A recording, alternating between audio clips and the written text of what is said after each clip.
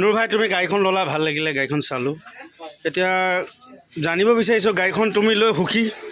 আৰু তোমাৰ মনৰ সপোন এটা আজি পূৰা হৈছে ঠিক আছে এতিয়া তুমি গাড়ীখন কেনেকৈ কি তোমাৰ বিজনেছৰ পাৰপ'জৰ বিষয়ে অকণমান জানিব বিচাৰিছোঁ কেনেকৈ তুমি ছাকচেছ হ'লা গাড়ীখন কেনেকৈ ল'লা অকণমান চমুকৈ আমাৰ আগত কোৱা অকণমান চমু এবছৰ হ'ল মই অৰিয়েন্সত কাম কৰি আছোঁ অৰিয়েন্সৰ যিটো আমাৰ ডাইৰেক্ট চেলিং মাৰ্কেটিঙত আমি কাম কৰি আছোঁ কাম কৰাৰ বিনিময়ত এতিয়া দেখি আছোঁ আমি যেতিয়া আমাৰ চবফালে আমি যাব লাগে তেতিয়া আমি অৰিয়েন্সৰ ফালৰ পৰা যেতিয়া আমি অৰিয়েন্সৰ বেনাৰত আমি কাম কৰি আছোঁ আজি আমি যিটো পইচা আমি টকা পইচাও ইয়াত এটা আমি উপাৰ্জন কৰিব পাৰিছোঁ আমি সপ্তাহে সপ্তাহে এটা পইচা আমি উপাৰ্জন কৰিব পাৰোঁ সেই পইচাটি মই গোটাই কিনে মই আজি গৈ কিনে গাড়ী এখন ল'লোঁ মই চুইফ্ট ডিজায়াৰ ঠিক আছে কংগ্ৰেচুলেশ্যন থেংক ইউ ঠিক আছে হাৰেছ দা কিবা ক'ব বিচাৰিছে আপুনি মই আমাৰ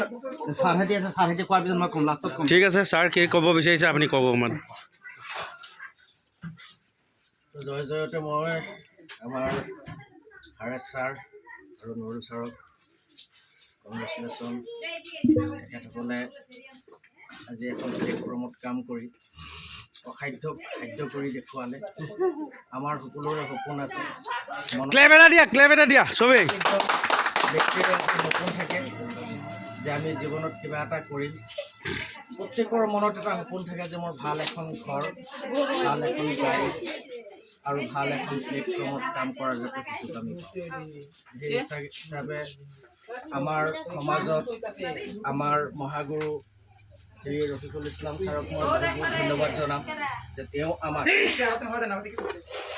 এইখন অৰিয়েন্সৰ প্লেটফৰ্মত জড়িত কৰাই আজি আমি সাপ্তাহিক কিবা এটা ইনকম কৰিব পাৰিছোঁ যাৰ বিনিময়ত আমাৰ মাজৰ পৰা আমাৰ শ্ৰদ্ধাৰ হাৰেছ আলী ছাৰ আৰু আমাৰ শ্ৰদ্ধাৰ নুৰুল আলী ছাৰ তেখেতসকলে আজি এখন চুইফ্ট ডিজায়াৰ গাড়ী ল'বৰ কাৰণে সমৰ্থ হৈছে সেয়ে মই তেখেতসকলৰ জৰিয়তে হ'লেও গোটেই অসমবাসী ৰাইজক মই নিমন্ত্ৰণ জনাওঁ যে আপোনালোকে সকলোৱে আমাৰ লগত জড়িত হওক জড়িত হৈ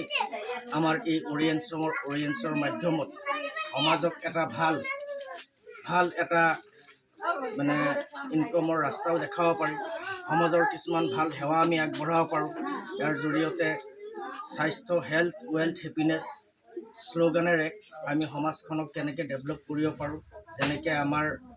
আৰ্নিঙৰ সুবিধাও আছে ইয়াত আমি এটা উপাৰ্জনো কৰিব পাৰোঁ লগতে মানুহৰ বিভিন্ন বেমাৰ আজাৰৰ পৰা আমি ইয়াৰ দিশা পৰামৰ্শ দি ইয়াৰ আপোনাৰ প্ৰডাক্ট সেৱন কৰাই মানুহক বিভিন্ন বেমাৰ আজাৰৰ পৰা মানুহক আমি সুস্বাস্থ্য দিব পাৰোঁ গতিকে মই সকলোকে নিমন্ত্ৰণ জনাওঁ যে সকলোৱে ইয়াত আগবাঢ়ি আহি আমাৰ সমাজখনক আমি কেনেকৈ এখন ড্ৰাগছমুক্ত এখন মানে বেমাৰমুক্ত সুস্থ এখন সমাজ আমি কেনেকৈ গঢ়িব পাৰোঁ তাৰ কাৰণে সকলোৱে জোৰদাৰ একত্ৰিত হৈ ইয়াত আগবাঢ়ি আহিব লাগে চ' থেংক ইউ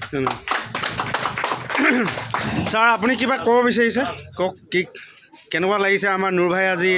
এই বিজনেছৰ থ্ৰুৱেদি এখন গাড়ী ল'লে আমাৰ নুৰুল ছাৰক বিগ কংগ্ৰেচুলেশ্যন জনাইছোঁ মই ছাৰ বিগ কংগ্ৰেচুলেশ্যন আপুনি আজি লখিমপুৰ ৰেকৰ্ড কৰি দিলে আচলতে যিহেতু অৰিয়েন্সৰ